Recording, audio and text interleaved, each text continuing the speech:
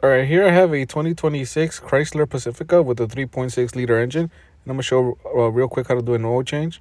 Here's your oil fill cap, and then right there is your oil filter. And then your dipstick is right here. So it's basically the same as the older ones. The oil fill cap is a 24 millimeter. And then if you want to use an OEM oil filter, that's the part number. I got that off of Rock Auto. And then if you want to use like a cheaper one, this is the Fram one if you're like at Walmart.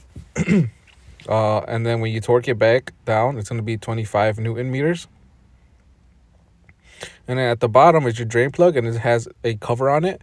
And then this cover is just like a flat. You can use a flat blade screwdriver to twist it. And then there's your drain plug. The drain plug is a 13 millimeter socket. And then when you put it back on, you want to torque it to 20 foot-pounds.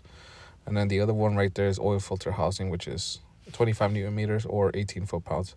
Now, one thing I will say is if this thing gets stuck on you, like it got stuck on me, like it started to round off this plastic lock, I guess you can call it. You can come here through this opening here, and with a like flat blade screwdriver, you could like push on this plastic latch or like hit it until it basically unlocks.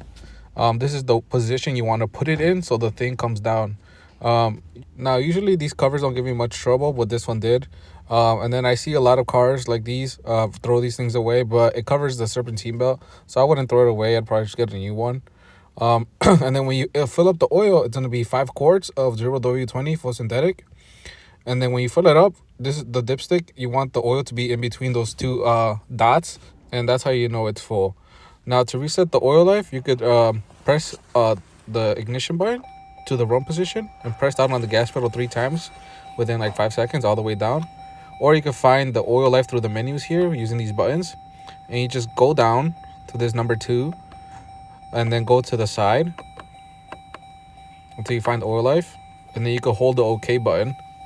But here I'm going to show how pressing down on the gas pedal all the way down also resets it. So as you can see, both methods work. So you just want to make sure it's in the run position and the engine is off. And then if you have any questions, just let me know and I'll try to help you out.